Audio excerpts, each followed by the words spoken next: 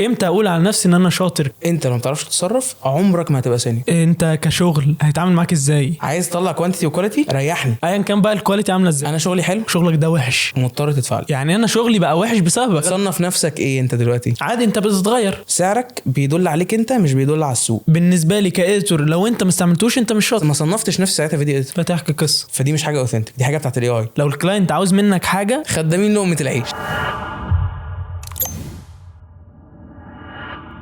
انا محمد عيد، استنوني في انترفيو مع عبد الرحمن المره الثانيه.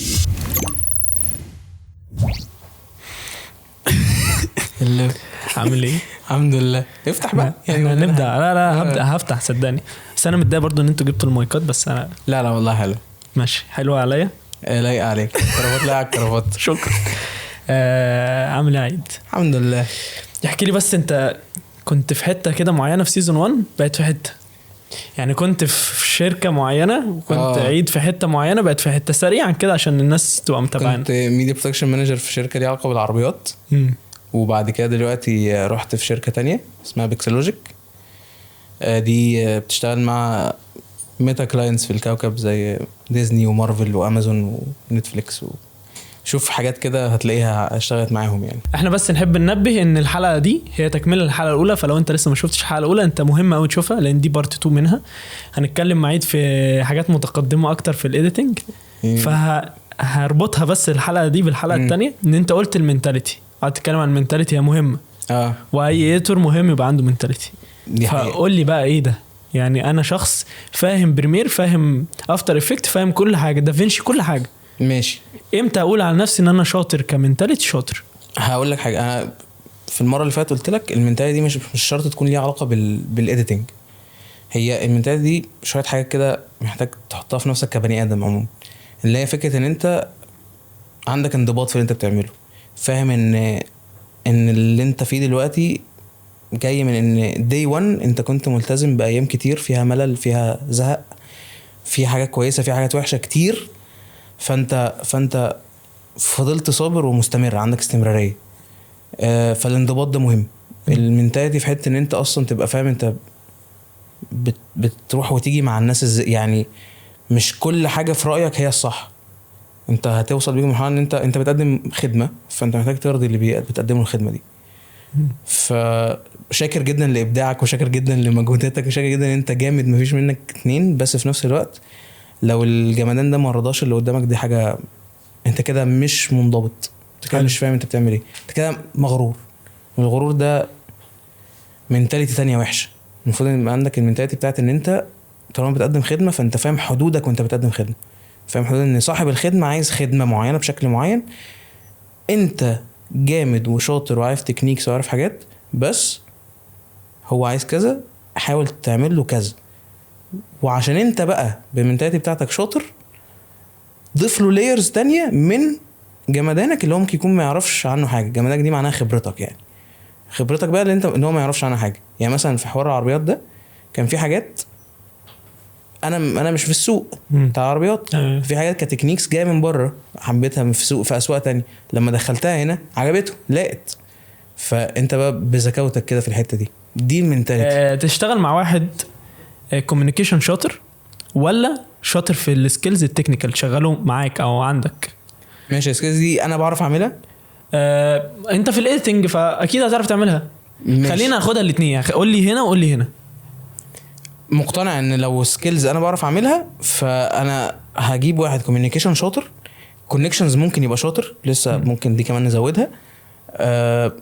وساعتها في السكيلز لا انا هساعده في ده وهديله ديدلاين ان هو يبقى احسن في ده، وهفهمه يعني ايه منتاليتي وانضباط وديسيبلين صح، انه في خلال 6 شهور او سنه او ايا يكن الوقت اللي احنا عايزينه هيبقى في الوقت ده قادر يعمل حاجه من غيري. طب لو هو مش في الايديتنج، عباره عن ايه؟ جرافيكس. انا بقول لك ان انت دلوقتي مجال انا قادر اتعلمه. انا عاوز اطلع منها. هل انت بالنسبه لك الكوميونيكيشن اهم من التكنيكال ولا التكنيكال اهم من الكوميونيكيشن؟ طالما انا هخسر حاجه لازم ابقى عارف ازاي انا هصلحها من ناحيه تانية. حلو. فهو ان انا عندي سكيلز عارف اصلحها له، فساعتها انا هنزل واشمر وانزل معاه. طب لو حاجه انا مش عارفها هجيب له كونسلتنت يساعده، هحلها بطريقه ان هحافظ على الشخص ده طالما انا شايف فيه بوتنشال. ما هو ممكن ما هو السكيلز بتاعته مش حلوه، بس ممكن ما يبقاش عنده بوتنشال، فخلاص هو مش يعني احنا خلاص ثبتنا هنا. أيوة. فلا بصراحه لا يعني برضو ستيل بس كوميونيكيشن، وانا شايف ان عنده بوتنشال جامد. انا كنا في ايفنت من كام يوم كده، والسبيكر كان بيتكلم ان لو انت من المينتاليتي بقى اللي انت بتتكلم عليها، لو الكلاينت عاوز منك الحاجه دي انت شايفها وحشه، المينتاليتي الصح ان انت تعملها له. بعيدا بقى انت يا باشا عملت حاجه كرييتيف. بص كان في واحد صاحبي زمان كان جاله فريلانسر كده في حاجه كلاستر اقل من اللي هو كان بيشتغل فيه في العادي. فدلوقتي هو في منتاليتي مختلفه شويه، يعني الكلاينت ده دماغه مش هي نفس دماغ اللي اشتغل فيها قبل كده. ايوه. فهو عمال يقول لي انا كنت بمنتج كذا وكذا وكذا، وفي الاخر نزلت الليفل اقل. قلت له بص مش هي فيها فلوس. وبصراحه سالته سؤال تاني، قلت له بص على الخبره بشكل مقلوب شويه. انت دلوقتي هتاخد خبره في انك تعمل حاجه انت مش فاهم ازاي بتتعمل بسبب ان انت ما اشتغلتش مع النوعيه دي من البني ادمين، فراضيه هتتعلم بعد كده تراضي شبهه. فهمت؟ دي منتاليتي برضه. لانه في حاجات كده انا مقتنع ان الخبره مش على طول ان انت تعمل، يعني كنت لسه بقولك من شويه، من الخبره مش انك تعمل ماسكايه صح او انك تعمل تلوينه صح. الخبره في انك تصحى الصبح بدري تروح شغلك وانت قرفان. الخبره في انك تلتزم بحاجه مش عاجباك. يعني حاجات كلها بره فكره انك اديتور شاطر بتعرف تطلع ريل. كلنا اديتورز يعني، ما كلنا كده، بس انا هروح للي مرضيني. بس انا عندي مشاكل ان كلنا اديتورز دي. سيبني بقى انا يعني سيب لي مساحتي، لان انا بسبب الكلمه دي ظهر ناس هو بجد مش اديتور. هو ما ينفعش اصلا تكنيكال يتقال عليه اديتور، بس هو صنف نفسه اديتور. ماشي انا مرضي، وفي ناس بتصنف نفسها سينيورز، وفي ناس بتصنف نفسها دايركتورز وقرف يعني. حلو. بس اسالك سؤال، دلوقتي الشخص ده وهو كده وراح لشخص ب 250 جنيه في الفيديو، وفي الاخر طلع حاجه مش راضياه، ما هو لا هيديله 250 ولا ده اديتور شاطر، فهيجيبك انت في الاخر بالسعر اللي انت عايزه. ما هو ماشي بقى انا معاك في دي، بس في الاول في الاخر ايه بيبقى فيه بيقلل من شغلك، بيقلل منك كشخص. انت ليه هدفع لك $150 $200,000 في الفيديو؟ ماشي انا مش مقتنع ان فيه كده بصراحه، انا مقتنع بحاجه تانية. انا اللي بيقل من شغلي قوي يزوده هو شغلي نفسه، مش الشخص اللي قال انا هقلل سعري. وانا عندي قناعه بتتشاف غلط. حلو. سعرك بيدل عليك انت، مش بيدل على السوق. طبعا في اطار السوق مش هنقول حاجه غلط. أيوة. بس انت لو عايز تبقى في التوب نوتش بتاع السوق هتقدم السيرفيس التوب نوتش. طب اني اسالك بقى سؤال، ايه معنى السيرفيس التوب نوتش؟ ان انت تعمل الراضي الشخص، ولا انك تاخد فيدباك 5 نجوم من 5 نجوم. ما هو ايا كان بقى الكواليتي عامله ازاي. نسبه معنى كلمه 5 نجوم من 5 نجوم دي معناها ان ايا كان اللي اتطلب او ايا كان اللي كان بيدور في دماغ الشخص اتعمل. وساعات احسن منه. فهمتك. احسن منه دي برضو بالنسبه له هو. يعني ايه بالنسبه له هو؟ يعني ده راضيه بفكره شبه الطبيعي فرضته برضو. فاهم قصدي؟ علت من اللي هو كان طالبه، مش بقت غريبه عنه. انت ما ركزتش انك تعمل شغل جامد قوي مطرقع وتحط فيه كل قوتك في الايديتنج. انت ركزت ان انت تبدا ركزت ان انا اعمل البيزكس الصح لاي فيديو اديتور اللي هو المفروض يتعلمها، وحكوه وحكاوي كده حلوه، وفي نفس الوقت تكون بنفس الدماغ بتاعت الشخص اللي انا بوديله الفيديو. لان نفس الدماغ اللي انا بروح اوديله الفيديو دي هي نفس الدماغ اللي هتتفرج على الفيديو. حلو. ايوه. يعني ما هو اصل جمهوره مين؟ يعني ما جمهوره نفس الشخص ده. صح. بصراحه فكره ان احنا نقلل من او نخلي الكلاستر قليله دي وحشه. يعني كلاستر سي وبي واي مش حاجه غير ان هم ادمغه مختلفه. طيب طالما هو بقى دماغ مختلفه وقال، بس صراحه يعني لازم يكون مريحك. ازاي؟ عشان نرجع للجمله بتاعت انه ما يبقاش بقى خضار انا مرضي، بس في نفس الوقت يجيب لي الماتيريال اللي انا قادر اطلع منها الحاجه الصح، عشان ما بقاش السحر مضحك. ماشي. ليه؟ لانه هيتقال انه انت ما ايوه صح كلاستر. طب انت ليه ما رضيتش في الاول؟ انا ما رضيتش عشان مش عارف اطلع لك اللي انت عايزه. ما انت ما اديتنيش الحاجه اللي اطلع لك اللي انا عايزه. انت بتقول لي معلش زي بعضه. أيوة. هي مش زي بعض. هي انت يا عم عايز تبيع فكره بتاع الخضار، انا مرضي والله هكتب لك الاسعار فوقيها كده. بس هات لي الفيديو ده، هاتهولي اعمله لك. فاهم؟ بس دي بقى الحين كان انك انت تعرف تهندل الكلاينت ده الى ان ما الاقي ان هو مش قادر يديني اللي هو محتاجه. ماشي. يعني هفضل اطلب منه كذا وكذا وكذا وهفهمه واقنعه، هو بقى ما اقتنعش. هنا بتظهر الكلاسترز شويه. يعني بفصل الكلاسترز ان هو ممكن يكون بياع كذا او كذا او كذا او عنده شركه او ايا كان، دي تمام. بس بقى الاندستري مش كلاستر، لكن المينتاليتي بتاعت الشخص دي هي اللي كلاستر. انا توهت منك. حقك. في ناس بتقول ايه ده مثلا عنده سوبر ماركت. حلو ماشي. في 2 سوبر ماركت في حياتنا خلاص اهو، واحد اسمه السعد وواحد اسمه احمد. ماشي. السعد ده جه قال لي انا عندي تصور فلاني للفيديوهات بتاعتي عشان انا كنت في الكليه مثلا شفت واحد صاحبي كان بيقول كذا وكذا وكذا، فحلو ان احنا بيعرف يصور فممكن يصور بالطريقه الفلانيه. هقول له حلو، تعال نفكر مع بعض طالما انت ليك في الدنيا ونطلع حاجه. ده كده السعد. حلو. ده كده عنده منتاليتي نظيفه. حلو. حتى لو عنده مشاكل انا هعرف احلها معاه. هقول له لا انت المره دي كانت في حاجه مشكله، تعال المره الجايه نظبطها. طب احمد ده بقى، احمد ده نفس السوبر ماركت فاتح في الشارع اللي جنبه عادي جدا، بس يجي يقول لي انا عايز منك فيديو ب 300 جنيه وخد ال3 فيديوهات دول طلع لي منهم فيديو نص ساعه. ده كلاستر بقى. ده كده هو كده طريقه تفكيره مش صح، طريقه تفكيره قليله عن الطبيعي. انا مش هشتغل مع ده لان ده كده ما قدرش يوفر لي اللي انا لما اجي اتكلم معاه هنبقى قادرين نتكلم مع بعض. وحقك ان هو يوفر لك الحاجه دي، انت مش طالب حاجه كستر يعني مش تقول له تعالى اعملها لي. بالظبط. هل دي بقى كده الدنيا دي مثاليه؟ بصراحه لا، انا بتجنب الناس دي خالص. لانه بيفتكر ساعات ان هو اشتراني بفلوسه وهو اصلا ما ادانيش حاجه يشتريني بيها بفلوس. يعني انا مرضي يا عم تعال اشتريني بفلوسك، بس انت ما عملتهاش. ما انا مش عارف اطلع لك حاجه. صح. بس الشخص التاني السعد اللي عنده نفس السوبر ماركت اللي لسه بيبيع طماطم وبصل قدرك. قدر شغله. صح. قدر السوبر ماركت بتاعه، فكر ادى لنفسه مساحه تفكير ان هو يعمل معاه حاجه. حلو. بس ده طبعا في النطاق اللي ما كانش فيه كونتنت كريتور يعني. ماشي. ده هنخش لها، بس انا ماشي. هنخش بس في موقف دلوقتي ان انا كلاينت مش انا شايف ان شغلك حلو بس انا شايف ان الكوست عالي. اقنعني. اقنعك بايه؟ انت اشتغل معاك. انا شغلي حلو هطلع لك اللي انت عايزه، مضطر تدفع لي بس. بص انا للاسف بقى مش كده. انا بارد في الحته دي. انا مقتنع ان هيبقى في ناس كده، ومقتنع ان انا لو انا الحمد لله حالتي كويسه بصراحه، يعني انا مش بتني كده على الشغل بس انا كده عارف قيمه نفسي. حلو. اكيد الدنيا مش كده، واكيد في ظروف انت هتبقى محتاج ان انت تاخد فلوس. هنزل لغايه امتى؟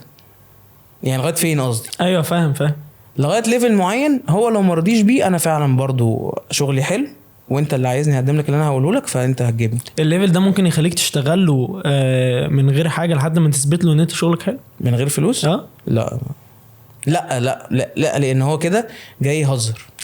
انا اسف بصراحه يعني بصراحه داخل شايف شغلانه انت مش عارف ظروفي بس في نفس الوقت انت عارف شغلي حلو. عايز نقلل عشان باكج مثلا، عايز نقلل عشان اسعار. في ناس بتقول لا ما تقللش نهائي. حلو. في ناس كده، بس في نفس الوقت انا مقتنع ان يو هاف رينج. يعني انت انا مقتنع ان انت عندك رينج تقدر توصل بيه ليفل معين، بس في نفس الوقت اقل من كده مش الشغلانه جايبه همها، ده انت شخصيا كده مش جايب همك. ايوه بصراحه انا مش يعني انا اقول لنفسي لا حرام عليا مد ايدي، لان انا شاطر، انا صانع ايدي ليا فلوس. صح. فزي ما تقول راح كده تقول لي نجار انا عايز اعمل سرير عندك وانت في نفس الوقت عايز ادفع 400 جنيه. طب هو بكام؟ هو ب50,000. هعمل لك سرير يعني ايه؟ ما مش هيعمل حاجه. لا هيقول لك لا روح شوف انت رايح فين. صح. هيقول لك روح شوف انت رايح فين فعلا. هي الدنيا ما بتمشيش كده، فانت مش تيجي عليا لمجرد ان الخدمه دي مش ملموسه. حلو. طب خليني بقى نخش في التسعير. احنا كنت راكنها بس انت دخلت فيها بدري. عايز لا براحتك. سقعها يعني. هنخش بقى تسعير. ماشي. اسعار ازاي بقى؟ يعني اعمق لي الموضوع. يعني عارف المسقعه؟ ماشي حاضر. هي المسقعه. اعمق لي الموضوع. ماشي هقولك. انا في العادي بشوف حاجه، بشوف ان السوق طول عمره ليه رنجات. ماشي. ايه في اي حاجه؟ في اي شيء يعني دلوقتي احنا بنتكلم مثلا ايه؟ طيب عايز اسال على رينج ايه؟ رينج السوق في خلينا ناخدها كده اول حاجه ريلز، بعد كده خلينا ناخد الريلز كمثال. ماشي. انا بشوف مثلا على اب وورك مثلا الى الان بشوف ان مثلا سعر الدقيقه $35 مثلا. حلو ماشي. وبدايتها $20 مثلا ونهايتها $100. ماشي. انت بتتكلم واقعي ولا يعني انا لو رحت نسبه من الواقع؟ ماشي. انا لو رحت طبقت اللي انت بتعمله هلاقي ده نسبه من الواقع. ما هو برضه في حاجات بتتحكم فيك كريجن يعني. يعني المصري مش هتلاقيه طالب الرقم ده، مش هتلاقيه طالب $200 مثلا. ماشي. انت كده حكمتني ان انا اروح اتعامل بره مع كلاينت بره. طب ازاي يعني؟ انا نفسي لا اقول لك حاجه، انا نفسي والناس كلها نفسها. قول لي بقى طريقه ان انت تروح هناك. يعني اكيد ده انا هروح هناك بطريقه. ايه بقى هي؟ اول حاجه ان انت تبقى ظابط البورتفوليو بتاعك. هتنزل هنا تشتغل قبل كده، عشان انا قلت لك قبل كده مثلا انه حتى لو انت جونيور فاقبل دلوقتي باي حاجه. يعني انت محتاج خبره ايا كانت. محتاج خبره ومحتاج علاقات. انبساطك مش دلوقتي وفلوسك مش دلوقتي، لا الفلوس هي هتيجي لما هنتكلم في اب وورك اهو. بس وانت عندك بورتفوليو جايبه من الخبره دي، فهتروح بورتفوليو وهتروح سي في وهتروح اسامي شركات ممكن تكون اتعاملت معاها او اسامي براندات ممكن تكون اتعاملت معاها. واحده رحت اب وورك. احنا اهو بنتكلم خلاص، جاوبتك في اللي فاتت. نروح بقى في اب وورك كده. انا نفسي الدنيا مشيت معايا بالشكل ده، مشيت معايا اللي انا قلته لك دلوقتي. وفي نفس الوقت وصلنا هو اب وورك. اول حاجه قلتها لك الرنجات، اقل رنج لغايه اعلى رنج. وروح شوف برضو هتلاقي الدنيا بتتغير كل شويه للامانه. لان دلوقتي الاي لما دخل برضو خلى الاسعار تلعب حبه حلوين. هتروح تعمل ايه؟ هتشوف الرنجات دي. انت هتقيم نفسك بناء على الرنجات دي، وهتقيم نفسك ازاي برضو بناء على اول عميل هتاخده. هتقعد تقول لنفسك مثلا رايح عايز $50 في الدقيقه. هتلاقي شخص شاف شغلك ما وافقش. حلو. فتقوم مضطر تقلل شويه. ما وافقش، هتضطر تقلل شويه لغايه ما ينفع على سعر معين. خلاص انت عرفت ان ده سعرك انت في الخبره دلوقتي. بس انت سبت الكلاينت يحدد لك السعر. انت في اول واحد انت عارف تحدد سعرك دلوقتي. ما انت اتعنطست وقلت $50 صح؟ ماشي. قبل بيها. حلو، خير وبركه. ورضيته. ماشي. وخدت 5 نجوم.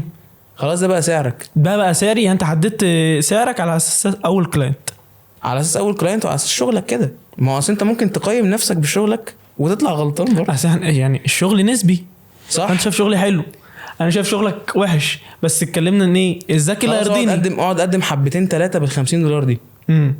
وما تقبلش خالص بيها. وتكون مظبط نفسك على جنب ان انت شغال فول تايم في حته وبتاع، لغايه ما تلاقي حد $50 وافق. ولغايه ما انت ممكن عشان السيناريوهات كتير في الدنيا، لغايه ما انت ممكن تكون حطيت حاجه في البورتفوليو جابت السقف ده في مره. خلاص حلو، انت كده تمام. يعني هي العوامل كتير، ما فيهاش عامل واحد. ايوه فاهم. انت قيمت شغلك بالسعر ده وخلاص انت واثق فيه، وهو اول حد جالك اهو. وفي نفس الوقت انت عملت حاجات في البورتفوليو تستحق السعر ده. حلو. وفي نفس الوقت لو طلب منك حاجه جديده هتبقى انت القرد اللي بيسقف ويعمل الحاجات دي بس. خلاص مره ماشي. في الثانيه في الثالثه وهكذا. خلينا اخطفك بقى قبل ما تخطف. الاجابه دي راضياك؟ ايه الاجابه دي راضياك؟ راضياني، بس برضو عندي حاجه ان انا بحس دايما ان الواقع غير كده. من ناحيه ايه؟ انا هتفشخ. من ناحيه ايه؟ ان انا هروح، انا ممكن انت بتقولي ان انا هقعد على $50 اقدم وابقى ثابت ان انا فول تايم في حته. ما هو القصه دي مش واقعيه. ايه الواقعي منها؟ ايه الواقعي منها؟ ان انا هشتغل على نفسي عادي وقت من غير ما انا ابقى شغال في حته. يعني ده مثال موجود. هبقى شغال على نفسي. مش شغال في شركه، مفيش مصدر دخل. شغال على نفسك ازاي؟ بطور من نفسي كورسات عمرها ما تيجي بالكورسات. ماشي خد فاهمك قصدي. ايوه معاك. هي بتيجي بالشغل الريل. هي اللايف وورك كده هو اللي بيعلمك. مش بس بيعلمك، هو بيطلع لك بروجكتس تعرف تحطها على البورتفوليو. انت هتحط الكورس بتاعك في البورتفوليو ازاي؟ اللي انت بتقوله ده هو اللي بالنسبه لي مش واقعي. انا خدت كورسات عشان انزل اشتغل، بس انا عملت شغل برضو. عملت شغل فين؟ كله فري ده ملوش لازمه بالنسبه للعملاء. بص هسألك سؤال. العميل اللي بيجي يبص، وده برضو من ناحيه المنتاليتي اكتر، العميل لما بيجي بيبص على الفيديو اللي انت عملته في كورس، ولا يبص على الفيديو اللي انت عملته في فيسبوك في فايرال؟ فيسبوك كده في فايرال او تيك توك، يعني ايا كان بلاتفورم يعني. بس هيبص على حاجه في فايرالت فيقول اوف ايه ده، ولا هيبص على كورس بلاش؟ هل هيبص على فيديو جاب فلوس في حته ولا هيبص على فيلم انت كريته فلوس كده. طب هيبص على فيلم انت كريته نزل في مهرجان ولا فيلم نزلته على البورتفوليو على طول؟ مهرجان. فهمت. الفيديوز قصص ما وراء الفيديو اصلا حصل ايه. هو بيدور على ده العميل. فانا عشان كده بقول لك ان لو انت شايف ان الواقعي ده فانت هتتاخر قوي عشان تشتغل. وبالمناسبه هو ده اللي بيبقى المشكله. يعني انت عايز تحط ايدك على المشكله فين؟ في انه الفيديو ده الفاليو بتاعته ايه بس. فانت بتدور على اول سؤال تساله لنفسك وانت بعد ما خلصت الاديت. انت بتقدم الفاليو ازاي كفيديو جوه الفيديو. والفيديو ده اصلا هيتقل البورتفوليو بتاعك ازاي. هيتقله من ناحيه فيوز، هيتقله من ناحيه فلوس، هيتقله من ناحيه ناس جوه معروفه في الفيديو بتاعك ده. كيان معروف في الفيديو بتاعك ده ايا كان. بس انت اللي بتضيف الفاليو. انت اللي بتضيفها. بس برضو لازم تعرف ان الفيديو ده هيضيف لك فاليو. انا فاهم. يعني لو الفيديو ده لبراند معينه فبراند يتحط في السي في بتاعك. صح. ومن هنا انت تقلت السي في بتاعك او البورتفوليو بتاعك. جامد. غير كده انا مقتنع اشد القناعه انه اللي انت بتقوله ده ما بيجيبش فاليو. عشان كده الكلاينت ده مش هيجيلك. طب انت هتقول عليه $50 ازاي؟ ما انت ما جبتش للشخص اللي عملت له الفيديو ده $100 في الشخص التاني ده. فالكلاينت مش هيعرف. فانت هتعاني في الاول بس هتظبط. لو حطيت فيديوز ذات قيمه هترجع لك القيمه دي في وقت ما طالما انت فاهم قيمتها يعني. ماشي. بس خليني اخطفك بقى عشان انت ما سبتنيش اخطف. اتفضل. اصل كان لازم اتاكد الاجابه دي. لا انا كده تمام. انا كده مرضي الحمد لله. انت بقى في انهي ليفل؟ انت شايف نفسك في انهي ليفل؟ حلو. انا شايف نفسي والسوق شايفني ان انا سينيور. ماشي. امتى بقى شاورت عن نفسك كده قلت انا سينيور؟ هقول لك. بتسال نفسك سؤالين. اول سؤال قادر تدي فاليو لشخص تحتيك ازاي؟ تعمقني ده هنا. ده بينقلنا السؤال التاني. لو جالك مشكله على حجرك كده هتعرف تحلها؟ اي مشكله، اي حاجه تكنيكال، عارفها ومش عارفها. يعني عارفها فانت كده عندك نوليدج احسن من اللي تحتيك فتعرف تعلمه حاجه. مش عارفها فانت عندك الميزه انك تعرف تانفستيجيت ازاي لغايه ما تعرفها وتعلمها له برضه. بس وفي نفس الوقت دي حاجه تانية تكنيكال. اللي انا قلت لك ده تكنيكال. الحاجه بقى الزياده ان السينيور الصراحه بيعرف يتعامل مع الناس بره التكنيكاليتيز. كوميونيكيشن جدا. يعني هو شاف ناس كتير مقرفه في الدنيا فقادر لما يشوف شخص يعرف من بعيد كده هو هيعمل معاه ايه، هيرضيه ازاي. يعني انت برضه محتاج تبقى عندك الملكه من كتر اللي انت شفته انك الكلاينت ده انت عارف هترضيه ازاي.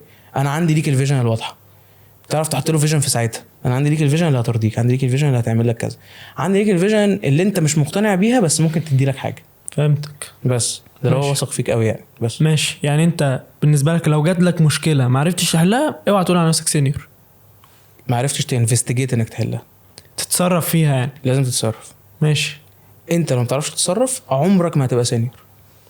يعني لو انت شخص هلهطه في نفسك مش عارف يتصرف فعلا انت هتفضل جونيور كتير قوي. ملهاش مده بقى. لان هو عارف انت الشخص اللي بيطلع عليه متودك. ايه متودك؟ ايه المتودك؟ ان هو في اي حد عارف ان هو شخص تلاقيه عارف يفرك يجيب حاجه، يجيب حل. فراك. لا مش هفهمك قصدي ولا. اصل الفراك ده فعلا فراك بس انما متودك دي فيها حاجات تانية. متودك دي ان هو في الشغلانه وتد كده عارف يظبط حاله. تقول له على مشكله يقول لك بس سهله هجيبها لك يا ودي. تعال نقيسها على السيلز مثلا. السيلز ده عشان في مره شفت حاجه زي كده كانت لطيفه. السيلز ده متودك ان هو مثلا قادر يجيب لك عملاء من غير ما انت تديها له مثلا. فاهم قصدي؟ ايوه. الشغلانه اسسته، الشغلانه نحتته في الشغل يعني اتنحت يعني بسكارز الشغلانه اتعور كتير قوي. فاهم ازاي ان التعويره دي هيعرف يصلحها. فاهم قصدي؟ بس فهمتك. بس ماشي. هنخش الشركات بقى. اتفضل. دخلني الشركات لو سمحت. تعال. عايز تروح فين؟ انا رحت كتير. اقول لك انا عايز اروح فين بالظبط عشان انا منهار اقسم بالله. انا متضايق قوي متعصب. ماشي. الشركه دلوقتي شركات كتير قوي. خلينا ما نعممش عشان في شركات محترمه انا في شركه محترمه عشان بس وانا في شركه شبه محترمه. انت في شركه مش محترمه شكل. ما نقدرش نقول كده. انا هقول انا عادي. ماشي انا مش شركتي جت منك. الحمد لله. الشركه بقى ان هي تعاملك كاديتور ان انت روبوت ولا مؤاخذه. لا ليه لا مؤاخذه، انا شفت كتير كده. حلو. انت دلوقتي قدامي اديتور، انا عاوز منك 5 فيديوهات في اليوم. مفيش الكلام، هحاسبك عليهم اخر اليوم. لا انت كده غلط. اصل بص انت اشتغلت فول تايم صح؟ انت بتشتغل بال8 ساعات. ماشي قول لي. يعني انت شغال موظف جميل مش فريلانسر. فهتكلمني ازاي دلوقتي عشان انت دلوقتي كلمتني غلط؟ لا انا بقول لك اللي بيحصل غلط دلوقتي. انا بقول لك اللي بيحصل. يعني ايه هتحاسب على 5 فيديوهات؟ ده بجد والله يعني مش بهزر. هو دلوقتي هيجي يقول لك انت ما عملتش 5 فيديوهات ليه في اليوم؟ اصل 8 ساعات ما كفوش، دي مش مشكلته. اصل الماتيريال وحشه، دي مش مشكله. اصل الفيديو طويل، مش مشكلته. فاهم قصدي ايه؟ ولا مشكلتك. يعني ايه ولا مشكلتك؟ قصدي انه ما هو دي برضو من ضمن قرف السينيورز عموما في الشركات دي ما بيعمروش. ليه؟ ولا معلش هذا ثاني ولا بصوت عالي. السينيور في الشركات المقرفه دي ما بيعمروش. لان عمر ما منتاليتي سينيور هتروح تقول له 5 فيديوهات في اليوم هيقول لك حاجه غلط، هيقول لك حاجه عيب. يعني ليه هيقول لك حاجه عيب؟ لان هو بس ما يقولهاش ويمشي، ما يقولهاش ويتخانق معاك. برضه يتكلم بالعقل يعني انت طالب مني 10 فيديوهات في اليوم، خلينا نقول رقم كده مبالغ فيه. يعني انت طالب مني 10 فيديوهات في اليوم وانت مش محدد لهم كامبين. يعني طالب 10 فيديوهات في اليوم انت مش محدد لهم استراتيجي. يعني طالب 10 فيديوهات في اليوم انت مش محدد لهم CTA صح. يعني طالب 10 فيديوهات في اليوم انت مش محدد لهم سيكونس عدله. يعني 10 فيديوهات في اليوم وانت مش محدد لنا حلقه شغل نظيفه او ورك فلو عدل. يعني ايه ورك فلو؟ يعني في واحد بيسلم واحد لغايه الاديتور. اللي هتبدا منين يعني؟ خلينا بقى ناخدها كده. تبدا بص بتختلف من شركات للتانية. بس هي المنطق بيقول خلينا في ابسط سلاسل الورك فلو. بتبدا من واحد بيحط الكونتنت والاستراتيجي وتروح للكونتنت كريتور اللي مش هو الكونتنت والاستراتيجي. دي شغلانه ممكن تقول الصوت. حاضر. بتروح للاستراتيجيست وبعد كده تخرج تروح للكونتنت كريتور مع الكوبي رايتر وبعد كده تجيلك كوبي رايتر عشان لو في سكريبت او حاجه. بعد كده تجيلك وتقعد مع الكونتنت كريتور. ولما تجيلك تكون معديه الاول على فيديوجرافر نظيف شاطر طلع لك فيديو نظيف. ده ورك فلو. وعلى اساسه قول لي انا عايز 5 فيديوهات في اليوم. حلو. وريني ده الاول بعد كده اتكلم. وريني الورك فلو ده. لا حققه يعني وريني بس دي. لا قصدي ان انا اشوف بعيني ان ده شغال لي. يعني اما اجي اسالك الكونتنت ايه تقول لي هنظبطها. اما اجي اسالك الكوبي ايه تقول لي اما نطلع الفيديو. انا فهمتك. معضله بقى الكونتنت الاول ولا الفيديو؟ والبيضه الاول قبل الفرخه دي حاجه مقرفه جدا. الكونتنت قبل الفيديو. الله ينور. قدرني بقى ككونتنت واما اجي احط لك فكره اعملها. انا هكلمك انت ككونتنت ولا كفيديو اديتور؟ يعني كلمني انا بالاثنين. انا هقول لك انا ايه كده دلوقتي. ما دي مشكله اصلا. ماشي. انت ايه؟ انا كونتنت. يبقى مش فيديو اديتور. حلو. مش فيديو اديتور خلاص. ليه بقول لك كده؟ علشان الفيديو اديتور في السوق المصري بقى بيسيح على بعضه. ده حقيقي. يعني احنا طالبين فيديو اديتور. الشركه كده طالبه فيديو اديتور بيعرف يعمل جرافيك ديزاين وبيعرف يطلع كونتنت وبيعرف يعمل كذا وبيعرف ينزل على اليوتيوب وبيعرف يعمل اد سبيشالست وحاجات كده كتير غريبه كده. لا دي ما اشتغلهاش. لا ما اشتغلهاش. يعني انا ما اشتغلش في الشركه. طب هسألك سؤال، هتشتغل ايه في الشركه كده؟ هشتغل ده. ايه ده؟ عرفولي. ماشي. مش هيديني خبره؟ انت محتاج الخبره دي. ما هو اكيد انا بعمل حاجات كتير اكيد هاخد منها خبره. ما انا فيديو اديتور واشتغل. بتصنف نفسك ايه انت دلوقتي؟ انت بتصنف نفسك ايه دلوقتي؟ مش هتفرق يا عم. ما ينفعش يا صاحبي. ما ينفعش يا صاحبي. انت بتصنف نفسك ايه في العربخانه اللي احنا فيها دي؟ بتصنف نفسك ايه؟ خلينا نتكلم كفيديو اديتور. فيديو اديتور المفروض ما يبقاش ليه علاقه باليوتيوب. اديني معلش دي حته بقى حلو. اديني بقى اللاينز بتاعتي. يعني انا اخري فين كاديتور؟ انا اخري كاديتور ان انا اطلع فيديو شاطر حلو فيجوالي حلو. ممكن يتطلب منك انك تفتح افتر افكت مثلا ماشي. عشان تطلع فيديو مش عشان تطلع انيميشن.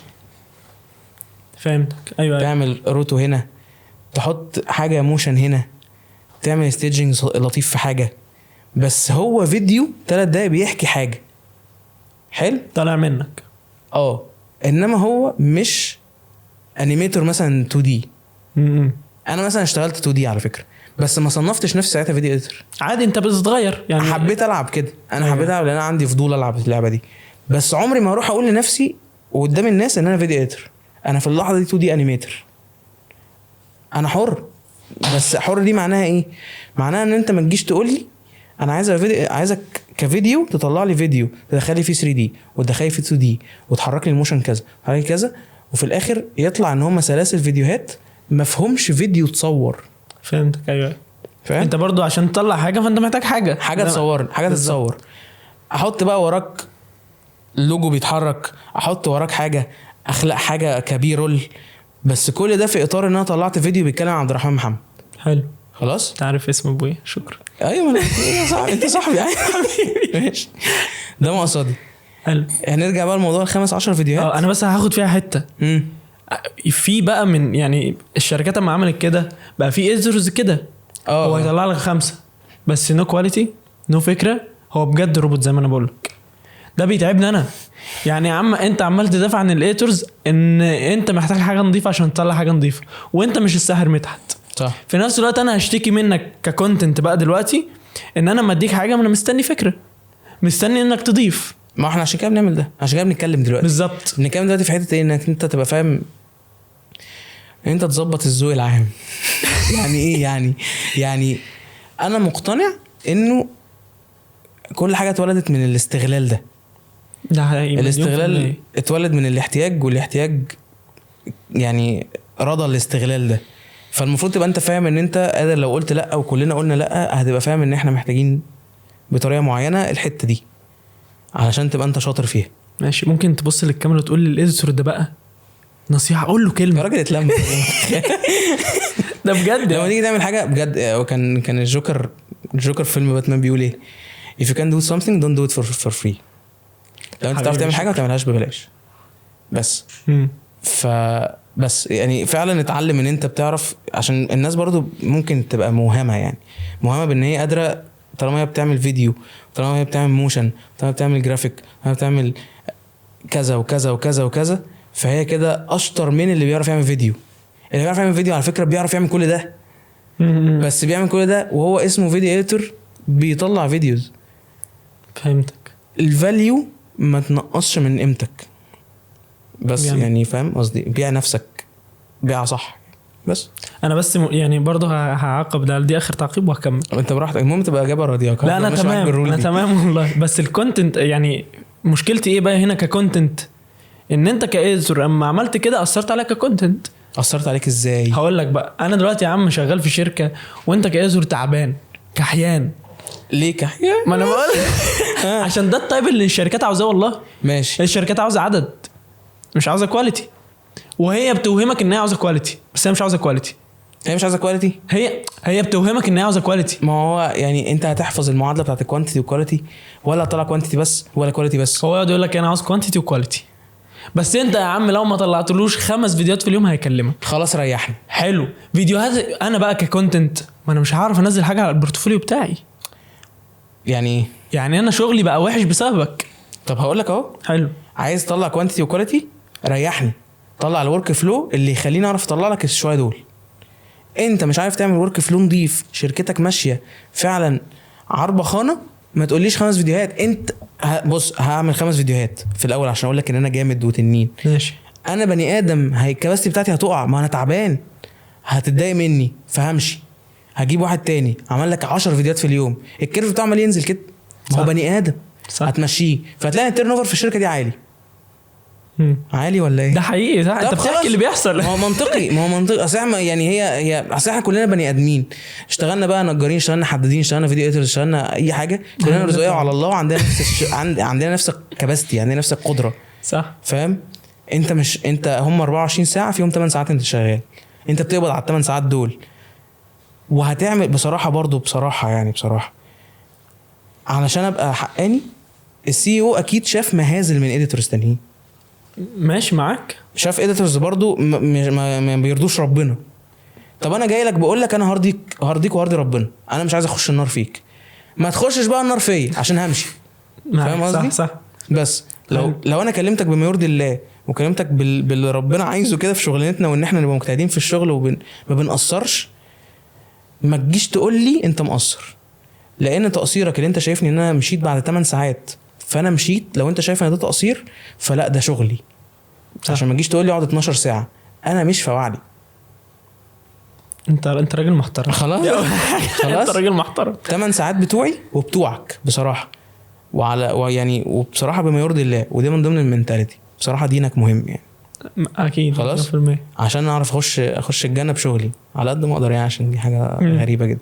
بس انه ال8 ساعات دول ما اقولش انا هروح افطر، ما اقولش انا هروح اشرب ميه، ما اقولش هروح اعمل كذا. تمام يعني ما قلناش حاجه بس في الحدود المسموح بيها. مش هتمرقع بس ما تلاقينيش راح اشرب ورقه. احنا بس دخلنا في تفاصيل عاوزين نخرج منها، بس ما تلاقينيش راح اشرب ورقه. حاضر، انا بس اقصده انه راعي ربنا في شغلك. ماشي معاك. وتبقى شايف بما يرضي الله ان انت عندك ساعه في ايدك، افهم انت بتعمل ايه في ال8 ساعات دول. ده انا معاك في دي، عشان ما الاقيش واخد 3 ساعات من ال8 ساعات فانت شغال 5 ساعات بس. صح انا معاك خلاص مليون في المية. في ناس بقى بتلاقي ان هي اخر ساعتين كده تفتكر ان هي كان عندها شغل اصلا يعني. صح بس ماشي حلو. هنخرج من الشركات بالسالري، لان انت قلت الحلقه اللي فاتت ان انت من 7 ل 10 7000. كام كان السنه اللي فاتت؟ حلو. قول لي بقى الجديد، قول لي بتاع النهارده ايه. والله الجديد انا ما بقتش عارف اسعر، انا اللي احنا فيه ده انا ما بقتش عارف اقول ايه والله. بس انا بقيت بشوف ايه مثلا، يعني بقيت يعني هعتمد حاجه كده عجبتني. ماشي. الحد الادنى للاجور كام دلوقتي يا ريس؟ 8 ولا 7؟ كام يا اخوات؟ 8 مش 9. 8. شوف محدش فينا عارف، فاهم؟ ايوه حلو. 8 يا عم زود 3 4 عليهم. ماشي. انت بتتكلم اقل حاجه 12 من 10 ل 12. من 10 ل 12 بصراحه يعني. ده انت ستارت هتخش كده تقول. في ناس بقى هتقول لا هتقول لا انا عايز اكتر. يا ابني هل انت اصلا عندك اللي يخليك تطلب اكتر؟ ما انت لسه جايب، ما هو انت الحته الجونيور اللي انت ما عندكش بورتفوليو نهائي. ماشي صح. قلنا اجري على الخبره اكتر من الفلوس. لو انت شايف ال 12000 دول مش فلوس دلوقتي بس ماشي. طب واللي يقول لك 7 تقول له ايه؟ مين ده؟ الشركه يا عم. الشركه تقول 7؟ ايوه. ما هو انت كده يعني، انت كده حرام عليك يعني. صح معاك. انت بس جالك اوفر هنقوله وتقول لي بقى تفاصيل الاوفر ده بعد كده نكمل. نسبيا زعلان اني رافضه يعني. طب قول لي اقوى اوفر. ده اقوى اوفر صح؟ كام يعني؟ كان جالي في شغل بره يعني، بس صراحه اضطريت ارفضه لاسباب معينه يعني. قول لي الرقم. $1,500. كام مصري؟ على حسبة زمان كان بكام؟ 75. لا دلوقتي 75 تقريبا.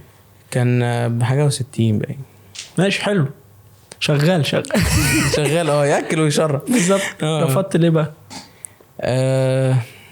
والله يعني كان عندي اسباب ساعتها يعني. الصراحه انا كنت بصراحه برضو ملتزم بحاجه. كنت ملتزم بان انا رحت في شركه انا ما كنتش عايز تسيبها. كان ممكن اسيبها لو كان قعدت سنه مثلا او قعدت عدد معين، بس فعلا كان شكلي وحش. وانا برضو عندي كاريزما يعني. برضو عندي وقت كده، عندي منظر انا برضو مش عايز اخسره يعني. طبعا الناس تقول لك شايف الرقم ده لا عن ابو المنظر بس هو برضو ليك شكل في السوق برضو. انا كان حرام ان انا اعمل كده. وتاني حاجه ما كنتش عارف اقرر هل صح ان انا اروح لطبيعه الشغل دي ولا لا. ايه طبيعه الشغل؟ مش مهم بقى، مش عايز اقول يعني. طب قول لي اسم الشركه. لا هي كانت شركه اوت سورسنج. هي كانت هتوديني في حته تانية يعني. حته تانية حلوه ولا حته؟ كانت هتوديني على الشركه اللي انا هشتغل فيها. ماشي. اي حاجه في المجال الاعلامي يعني. جامد. بس لو رجع بيك هروح بجد. حتى لو كنت برضو بصراحه، لان انا بعد ما رفضت قعدت اتاكد هل ينفع ولا لا، هل غلط ان انا اروح ولا لا. طلع ان هو لا عادي. هو انت مالك.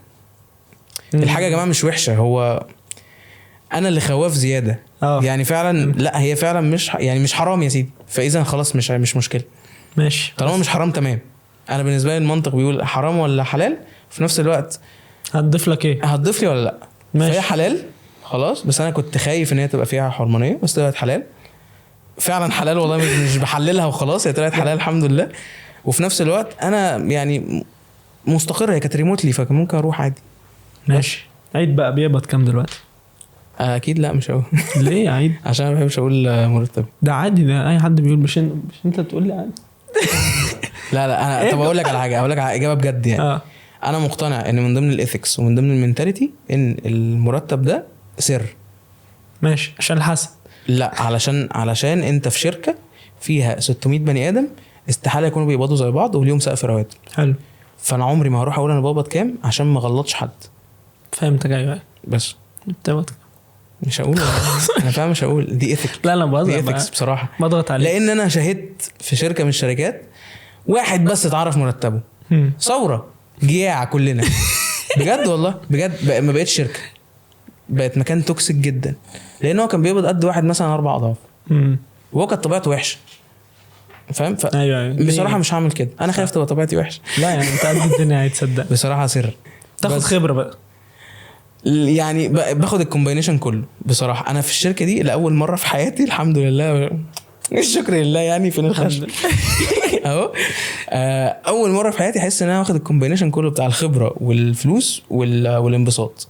حلو. بس حلو، ربنا يحافظ عليك يا رب. يحافظ عليهم يا رب. حلو. انا رايح لحته الاي اي، ودي تيجي معايا؟ يعني خايف اجي معاك بس تمام. لا ماشي. عارف الاي اي ده اكتر حاجه بتخوفني ايه الان؟ طب اقول لك حاجه نبدا منها. انا شايف ان الاديتور الشاطر بيستعمل اي اي، الاديتور الفاشل ما بيستعملش اي اي. طيب استعمل اي زي ما انت عايز، بس ما تخليكش نفسك تحت رحمته. مش بقول لك طلع حاجه كل حاجه بيه، بقول لك وظفه صح. ما بتعرفش تستعمله؟ طب خليني اسالك انا ايه التوظيف الصح للاي اي؟ التوظيف الصح اما انت تحس ان الشوت ده لو استعملت الاي اي هيضيف له. ازاي يضيف له؟ لا انا اديني مثال. انت دايما بتحطني في اديني مثال دي، خلي بالك. بحب اسمع، بحب اتعلم أيوة. منك يا سيدي. لا يا حبيبي والله كل حاجه، بس انا بقول لك ان انت عارف ان هي ليها توظيفه معينه. قول لي مثال. على فكره مش بقول لك لا، انا فعلا عايز اسمع مثال عشان اقيمه. ماشي. ان انت دلوقتي الشوت ده لو خدته بالاي اي وديته في حته تانية يا اخي. اقول لك حاجه، الاي اي دلوقتي بقى بيحل مشاكل تحفه. انا عايز احل مشكله. حلو. مش هطلع شوت ابداعي. وتطلع شوت ابداعي زي ايه؟ انا بقول لك هل يعني يا عم قول لي لا. هفهمك فاهم قصدي؟ فاهم. انا طول عمري مقتنع من بعد ما الاي اي ده جه انه الحاجه ان ما كانتش اوثنتيك. يعني ايه اوثنتيك؟ يعني هطول بقع في الجمله بتاعت اوثنتيك دي، ان هي حاجه بتاعتك او حاجه يعني ايه اوثنتيك؟ بجد يا جماعه حد يترجمها، انا كل مره بنسى معناها. الاوثنتسيتي في الموضوع ان هو يبقى ليه حقوق، ما يطلعش وخلاص. يعني دي بصمتك فيها. فهمتك. بصمتك في الحاجه هي اوثنتيك، هي بتاعتك. ايوه. فيعني ايه معنى ده؟ يعني انا ما قلتش الاي طلع لي شوت معين، انا مش عارف هيطلع ازاي. حلو. طول ما احنا حاطين شوتات كده احنا مستنيين الاي اي يطلع لنا نتيجه احنا لسه مش عارفينها، فدي مش حاجه اوثنتيك، دي حاجه بتاعت الاي اي. ماشي فهمتك. ايوه خلاص. انت راسم الفيجوال ده عاوز تطلعه بالاي اي، دي بصمتي. وانا ككونتنت كاتبه لك يا عم طلعه بالاي اي. بصمتك فيها كاديتور. حلو. لو بصمتك مش فيها فهي هتبقى وحشه. لا انا بقى دلوقتي بكلمك ان بصمتك فيها. انا بقى بقول لك ان بالنسبه لي كاديتور لو انت ما استعملتوش انت مش شاطر. خلينا على المبدا ده. خلينا اقول لك انا اعرف استعمله. خلينا نغير المبدا. ماشي. لو انت كاديتور عارف تستعمل اي اي كويس، ومن ضمن المشاكل ان انت لو دي محتاجه اي اي فانت هتتودك في الشغلانه وتحلها. تمام كده انت تمام. انما انك انت تستسهل عشان في اي اي ده مش تمام. ماشي احنا كده تمام. خلاص انا معاك. انا مرضي في دي. انا معاك. ليه انا مرضي في دي؟ لانه بقى في مشاكل من قبل الاي اي حتى. يا اخي لما الورب ستابلايزر افكت طلع في بريمير بقينا بنستسهل ما نحركش الكاميرا بشكل ستابلايزد يعني واطلع مشاكل. فالناس اللي بتستسهل بتطلع مشاكل. لازم ما تستسهلش. انك ما تستسهلش دي حاجه مهمه جدا. الاي اي بقى سهل لك حاجات، لا لازم الحاجه تفضل اوثنتيك بتاعتك، انت عارف هتحلها ازاي، وتخلي الاي اي ده ستيب مش الشغلانه. فهمتك. خلاص صح كده. مرضي. انا معاك. طب الحمد لله. خليني اسالك سؤال. اتفضل يا عم حبيبي. انت قلت قبل كده ان الاديتور هو اللي بيعرف يحكي، بيعرف يتعامل مع البرامج بشكل كويس، تكنيكال بشكل كويس، وفي نفس الوقت كوميونيكيشن حلو كده معايا. ماشي. الماركتنج هنا ايه مهمه قد ايه؟ مهمه لاقصى درجه. يعني الماركتنج عموما هو حاجه من كذا حاجه. يعني هو لا انا يعني الماركتنج او الفيديو اديتنج هو اللي حاجه من كذا حاجه في الماركتنج. فان انت تبقى فاهم الماركتنج دي حاجه مهمه. انا مثلا واخد دبلومه ماركتنج، حتى ما مش ماركتير او ماركتنج مانجر او سوشيال ميديا ايا كان. بس الطبيعي انك تبقى فاهم اصلا انت بتيجي تعمل فيديو او حاجه معينه تنزل عشان تبيع بيعه، فانت لازم تبقى فاهم اصلا هتبيعها ازاي. فهنا الماركتنج تبقى فاهم انت بتكلم الناس دي ازاي. عشان كده كنت بقولك مثلا ساعات ان الدنيا ما فيهاش كلاسترز، هي الدنيا فيها اندستريز كتير، حتى لو في حاجات منها ممكن تبقى مش عاجباك عشان بس ما تحطش كلاسترز تقللها لمجرد انت ما تحبهاش. فاهم قصدي؟ المينتاليتيز كلاسترز، يعني انت ما تكلمش حد يبقى هو كده، لا روح مع الناس الفهمانه، يعني اشتغل مع ناس فهمانه هتعليك وانت هتعليه، بس لازم تبقى فاهم انت هتخاطبه ازاي. كل ده بالماركتنج ازاي ايه؟ كل ده بالماركتنج، ان انا افهم ماركتنج عشان اعرف اكلمه ازاي. انا لو انا فهمت ماركتنج انا هعمل فيديو احسن من اللي مش عارف في الماركتنج. تبقى مدي للتكنيكاليتيز بتاعت الفيديو معنى، يعني تبقى فاهم ان في اللحظه دي هيحصل دروب مثلا في الفريمات دي عشان حاجه، هتعمل سلو موشن معين علشان تعرف تعمل حاجه عشان حاجه. لو هتيجي تصور مج هتصوره بطريقه معينه احسن من اللي بيصور مج لشكل جمالي بس. لان هو في الدنيا لازم يبقى في توازن ما بين الابداع وما بين ان انت بتبيع بيعه. بس انت ده تول لده، لان غرضنا الاساسي في الاول وفي الاخر هو انك تبيع يعني. بس ما تبيعش يعني بيع بفكره. فاهم قصدي؟ ايوه طبعا. انت ما هو انت ايه اللي هيميزك في انك تبيع؟ انك تبيع اصلا بانك زي ما بقول لك بيع لي القلم ده. الناس بتقول بيع لي القلم ده وهي بتقول لك مستنيه منك يا تحل لها مشكله يا تقول لها القلم ده حلو ليه عن باقي الاقلام. فتحكي قصه، تحكيها بقى بان انت سيلز فتحكيها له، او تقول له مشكله فيتحلها له، او ان انا ابقى فيديو اديتور فاعمل له فيديو عن القلم ده، او ان انا ابقى جرافيك فاقول له اعمل له جرافيك عشان القلم ده، او هكذا يعني. فاهم؟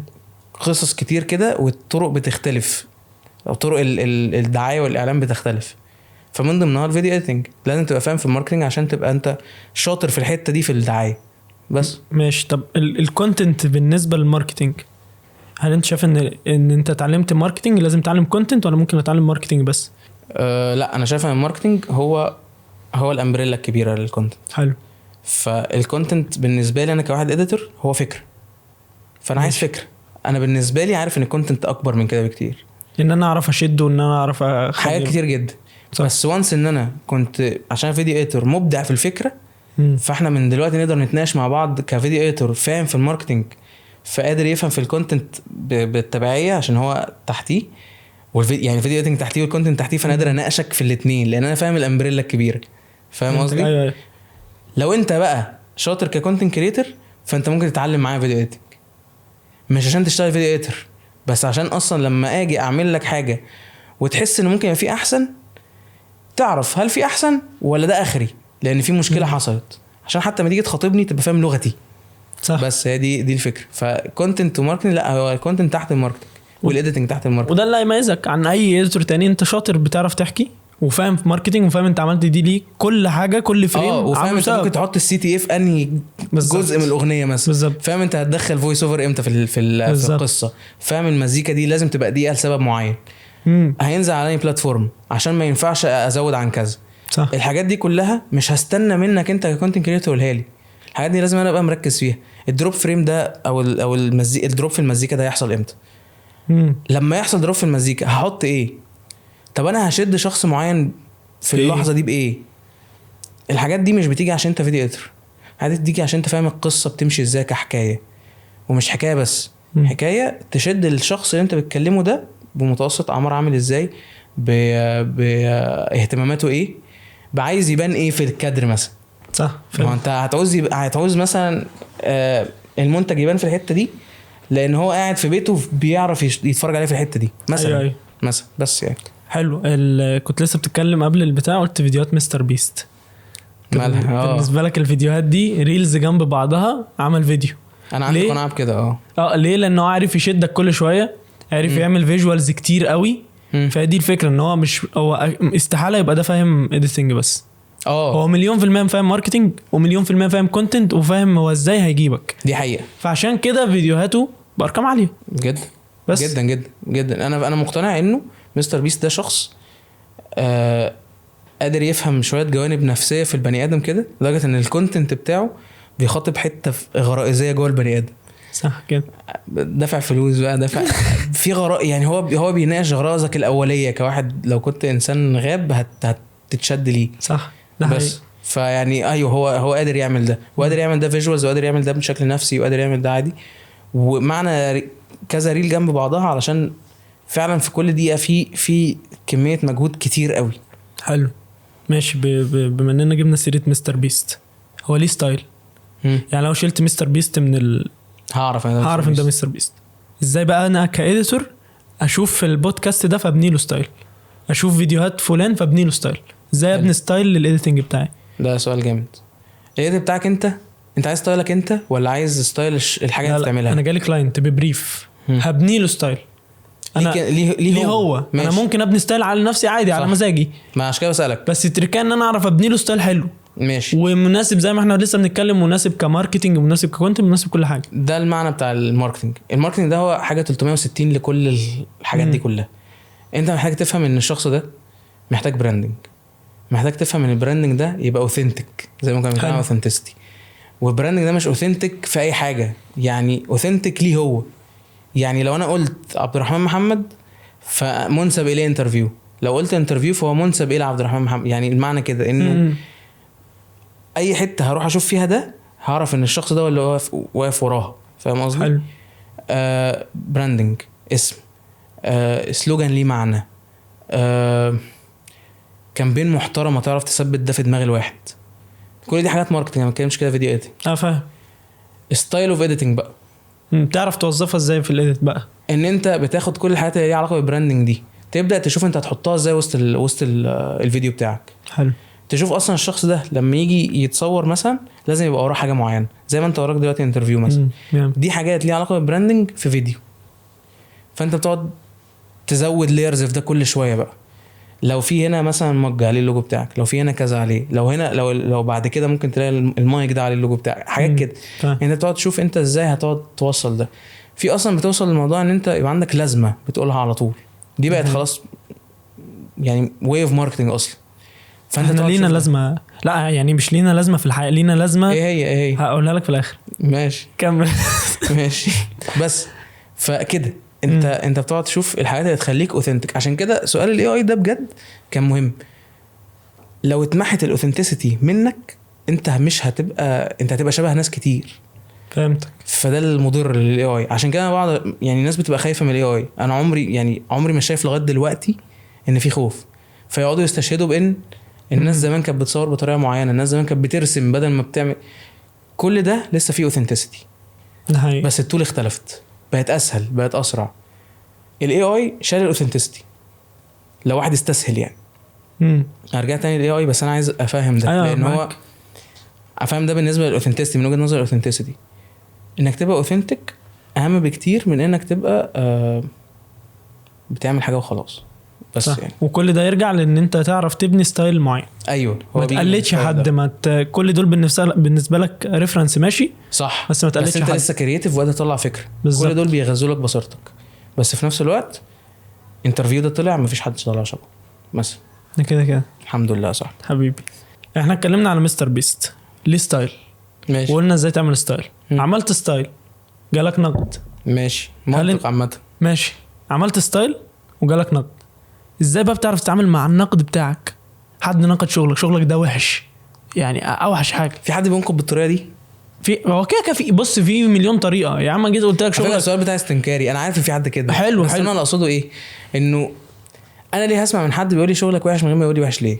ماشي. في ستوري معينه حد نقد شغلك اصلا واثرت فيك، حسيت طلع عينه. في حد واحد ضربني بالنار في شغلي مثلا. بصراحه مش مثلا هو ده حصل. حلو. بس هو هسأل سؤال بعديه. الدنيا مش ورديه يعني. اكيد انا هزقته الاول وبعد كده سالته طب يا عم هو وحش، بس انت تستاهل الكلام اللي انا قلته لك، بس هو وحش يا عم حقك. ليه وحش؟ هو مش عارف يطلع اجابه. هو اجابته ميعه. حاجه من اتنين هعملها، يا اما هعتبر ان هو مش فاهم هو ليه شايف وحش، وساعتها ابقى انا ما عرفتش اوجه الفيديو بتاعي في الطريقه الهدف بتاعه، في الهدف اللي هو عايزه. صح. وممكن هو ما يبقاش عارف لان هو برضو مش دارس ان انا درسه. فهجرب واعدلها. لو قال لي ادب تاني هيقل ادب عليه. بصراحه ما بعرفش اهدى. بص في ناس بتتفرج، انا بسالك ليه؟ لان انا هيجي لك حد بيتفرج هقول لك ماشي، هقول لك انت كده سيبنا كمل يا عم، سيبنا كمل. ايه الادب ازاي يعني؟ ما هو مش كلاينت عندي، هو ممكن يبقى معايا في الشغل. حلو. لو كلاينت عندي لا، احنا اوامر ماشيه على الارض خلاص ماشي. بس هو لو معايا في الشغل وليه حق ينتقدني، بس في نفس الوقت مش فاهم ازاي ينتقدني، هعتبر انه ما عندوش الخبره بتاعتي وهجرب تاني. انت الطلعه دي تحس ان انت هتشتم بس لا انا والله محترم قدام الكاميرا ماشي. يا اما هستنى مره واثنين وثلاثه، لو وصلنا لحاله ان احنا مش عارفين احنا عايزين ايه بصراحه هروح لمديري ساعتها هقول له 1 2 3، يا اما انا مش عارف يا اما هو مش عارف، هيجيب الغلط عليا، مش هينفع. ليه مش هينفع؟ لان احنا محتاجين نلاقي حل. صح ماشي. ما تغلطنيش يا عم، انا غلطان وهو غلطان، بس احنا عايزين حل. جات لك من مديرك؟ جات لي ايه من مديري؟ النقد ده جالك من مديري يقول لي هو عايز ايه تعمله له. احنا يعني خدامين لقمة العيش حلو. احنا اللي هو عايزه اعمله له، مش عشان انا مش عارف اعملها فما طلعتش، علشان انا مش لاقي الطريقه اللي انت عايزها. يعني انت مش مفهمني انت عايز ايه. حلو. فكده في حاجه غلط في التواصل. مرضي، ما هو الدنيا برضو مش وردي، انا مش يعني عادي، احنا مع بعضينا بني ادمين في ميتنج يعني. طلعها لي، قول لي حاجه، قول لي. ما هو لو انت نفسك مش عارف فاحنا كده محتاجين حد اعلى مننا احنا الاثنين فاهم قصدي؟ ايوه. تتضايق امتى بقى؟ تتضايق لو هو قال لك على حاجه فعلا خلاص واضحه وانت مش عارف تعملها. تتضايق منك من نفسك. خلاص كده انت أيوة. انت هتحط لسانك في بقك وتمام. صح. ليه بقول كده؟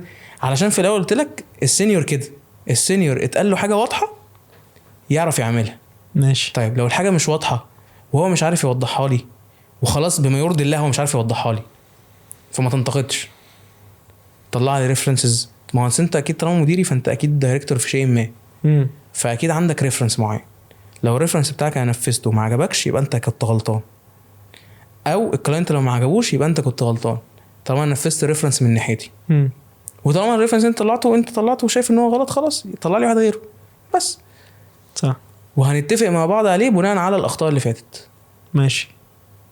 مرضي ترضيك الاجابه؟ انا مرضي. ما شتمتش اهو الحمد لله ماشي الحمد لله. اسالك بقى ايه الطيب المفضل بالنسبه لك في الكلاينت؟ يعني ايه صح وضح بسرعه. يعني ايه الكلاينت المفضل في استنى عشان تتوهتني. ايه الطيب المفضل في الكلاينت؟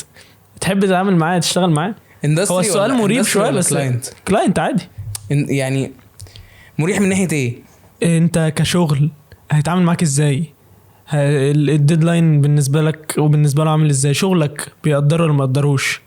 اكيد في ليك طيب للكلاينت بتاعك. اقول لك حاجه، هات لي حاجه ما حصلت. بفكر والله قشطه معاك، انا بقول لك يعني برمي لك حاجات تساعدك تفكر. هات لي حاجه حصلت كلاينت اشتغلت معاه. انا طبعا الكلاينت اللي احبه قوي اللي يبقى شبهي. كايه؟ كطريقه كلام، كطريقه تفكير، كلام. افهمك قصدي والله. اصل طريقه تفكير برضو يعني. ماشي. اللي اقصده ايه يعني، مثلا ما اشتغلت في شركه امريكا بره دي من بعد تي بي بي اللي حصل ايه؟ ان هو بجد هو امريكي، هو صاحب الشركه امريكي، بس هو بيهزر زينا. فهمت. ودماغه حلو يعني، دماغه حلو من ناحيه ان هو قادر يجيب لي ريفرنس من هنا وريفرنس من هنا. ولما اجي اكلمه في حاجه ليها علاقه بالديزايننج واقول له اصل دي جايه من حته معينه، يقول لي طب تعالى نتفرج عليها. ده مش بيقول لي اوامر، ده بيفكر معايا عشان حاجته، عشان توصل لاحلى حاجه او احسن بتاعته حاجة. صح. هو ما رماليش الشغلانه. بالمناسبه انا تمام لو ترمالي الشغلانه، بس قلبه على الحاجه. فاهم قصدي؟ ايوه معاك. فقلبه على الحاجه دي مش عشان يساعدني بس، ده عشان وانا قاعد معاه كده هيقول طب انا عندي طول حلوه. ان حد يجي يقول لي انا عندي طول حلوه دي، ده تحفه. ليه تحفه؟ لانه مش عايز يساعدك، هو عايز يطلع شغل نظيف. اصل انا كمان عندي نفس الهدف. صح. فمع بعضينا.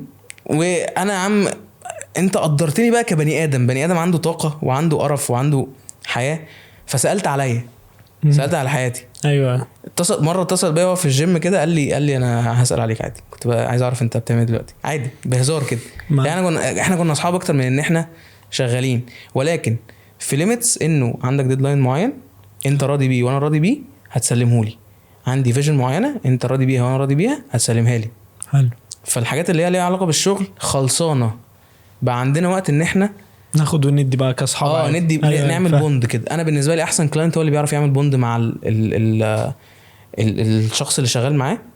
واحسن بالنسبه لي برضو احسن اديتور اللي يعرف يعمل بوند مع الكلاينت بتاعه.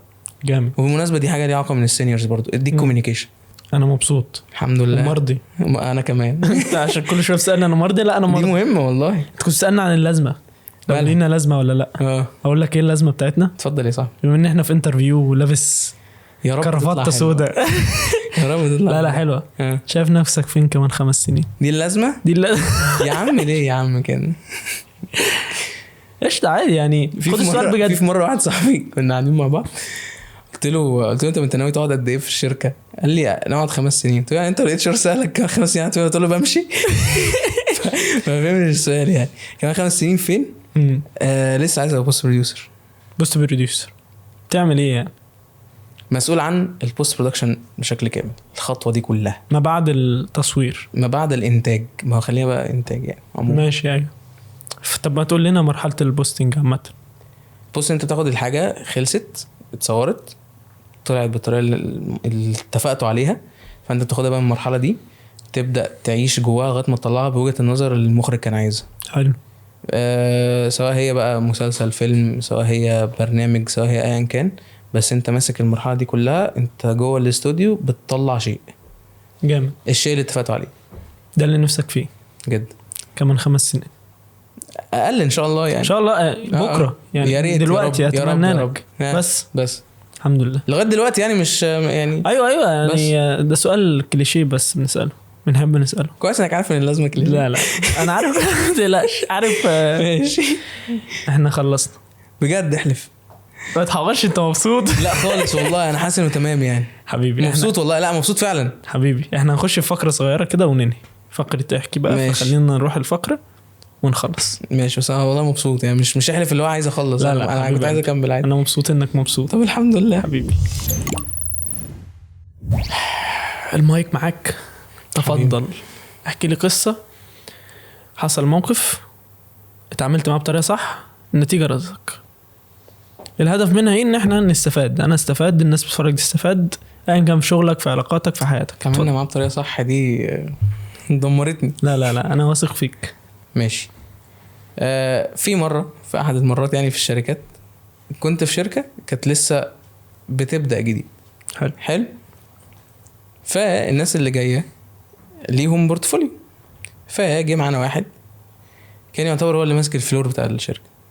حتى القصه دي ممكن لما اصحابي يشوفوها يعني هيضحكوا، لان انا كان رد فعلي كان يعني مش هيبقى زي ما انا بقول لك، هو يعتبر يفتكروها دلوقتي ويضحكوا يعني. بس اللي حصل ايه ساعتها، انا كنت فعلا محروق دمي جدا. اللي حصل ايه، ان هو في لحظه ما واحنا في ميتنج، عشان هو مش عاجبه حاجه، وفي نفس الوقت هو مش عايز يوضح ده ان هو اللي غلطان فيها يعني، هو اهنا كلنا لدرجه انه قال لكل اللي في الميتنج انتوا مش بنفس الشطاره اللي انتوا بتقولوا عليها.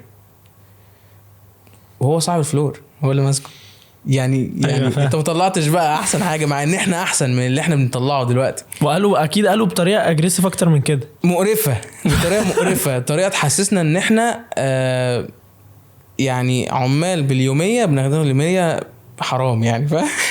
بس في نفس الوقت لو جينا نركز، محدش فينا مش شاطر، واقل واحد فينا هو انت، لان انت اول واحد فينا، انت اكبر واحد فينا كتايتل، فيبقى انت اللي غلطان. بس فالسؤال من عندي ما عجبنيش، او الجمله ما عجبتنيش، اللي هو انا مش قد توقعاتك، ده انا احسن من توقعاتك بصراحه. جنون خالص، لان انا عارف انا ايه، وعارف انا كنت بطلع ايه، وقرفان منه. فاهم قصدي؟ ايوه انت كده مش راضي عن الحاجه اللي انت الحاجه فعلا اللي بتطلع مش ما تناسبنيش. انا بتخانق يعني. الساحر مدحت دي طلعت من هذا الموقف اصلا. فاهم؟ من بعد الجمله دي، هو اصلا البيئه اللي طلعت منه كانت توكسيك جدا.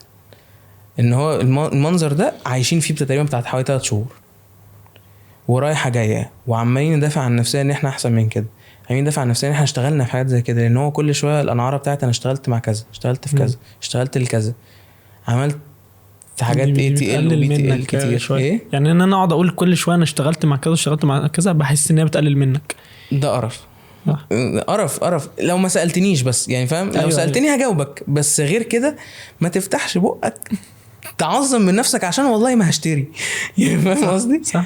بس فخلاص احنا بقينا في توكسيك، بيئه توكسيك، ان هو طالما بيقول انا في كذا فانا مضطر اجاري الجمدان اللي هو عايز يستجمده علينا ده. فده انا قلت له في مره يعني في نفس الميتنج ده قلت له مش عايزين نفضل كل شويه ننظر على بعض لان انا بقيت قرفان ان انا بنظر زيك في وشه.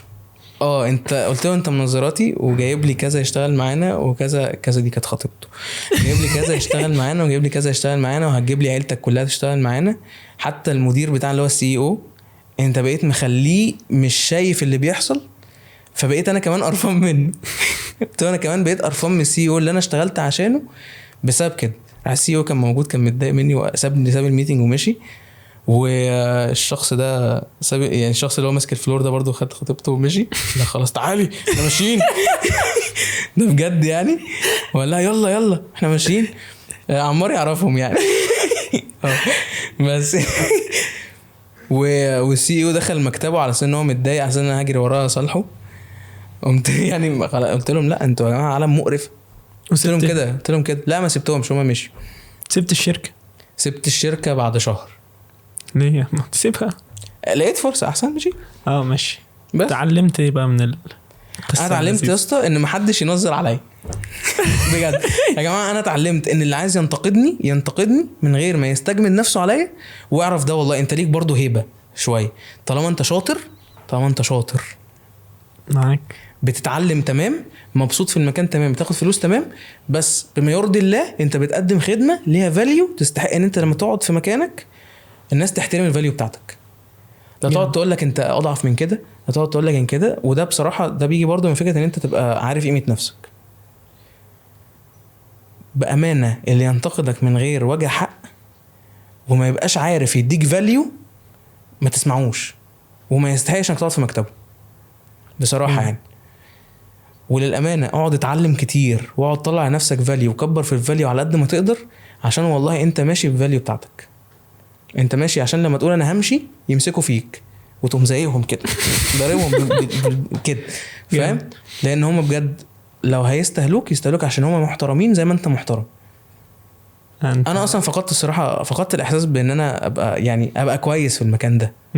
يعني فقدت شويه من مبادئي ان انا محتاج ابقى بحترم ده وبصبح على ده وعايشين في عيشه لطيفه كده حتى لو بمشاكل وقرف. ما انا هتخانق معاك، انا في ايام هتخانق معاك في الشغل صح. عشان الشغل مش علشان انا محتاج اثبت لك حاجه، اثبت لك وجهه نظر ماشي، انما ما اثبتلكش ان انا استحق اقعد في المكان ده.